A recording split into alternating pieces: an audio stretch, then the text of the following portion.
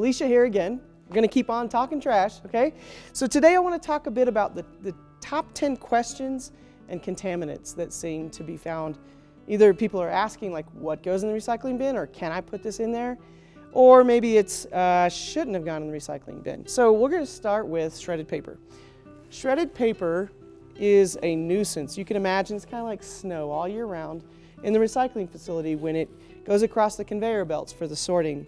Another thing that shredded paper does is once it's loose in the truck, because when the truck picks up the cart, it has a compacting blade and it pushes it all together. When that happens, this bag's going to break loose, and that is going to be like confetti, and it's going to get inside of the plastic bottles or the aluminum cans or the tin cans. So we want to keep this out of the recycling bin. Next thing I want to talk about is paper cups, paper plates, and pizza boxes. We're going to keep the paper cups and the paper plates out of the recycle bin. They likely have food contamination on them as well, so that's another reason. The pizza box, if the top of it is clean, tear it in half. If the bottom of it is soiled with oil, that goes in the trash. The top can go in the recycle bin. Next, we're going to talk about bagged recyclables and plastic bags. Plastic bags are a no-go in the recycle bin. Take this to the grocery store. I do believe they still accept them at the front door. So if we collect our recyclables in a plastic bag, we take them out to the cart, we need to make sure that we dump them into the can. Shake it out, shake it loose, free those recyclables. They want to be free, okay? There we go. Now we can recycle all those items because they're loose.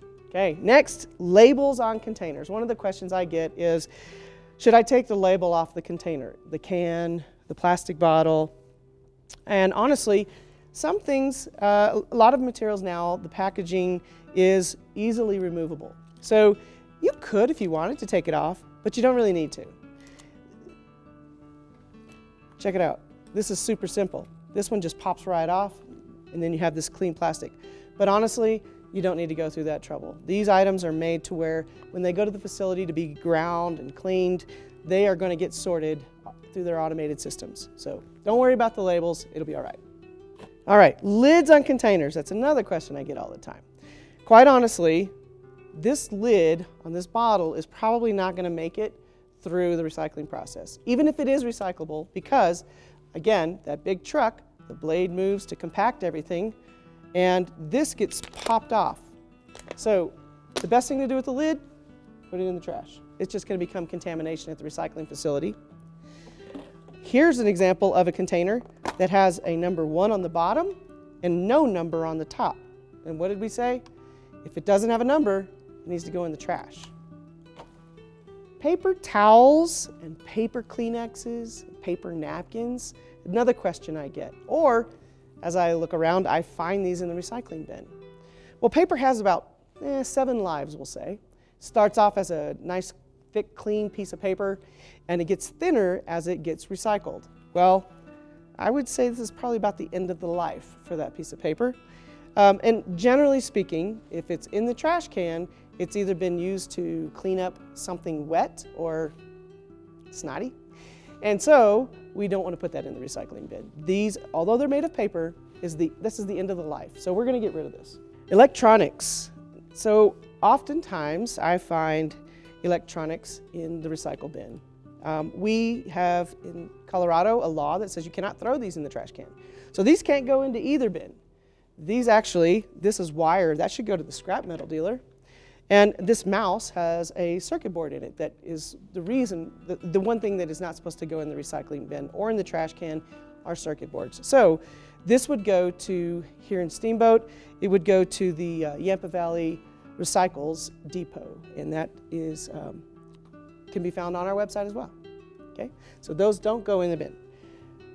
While we accept glass bottles and jars, other types of glass that are not acceptable, as I mentioned, are windows, ceramics, and light bulbs.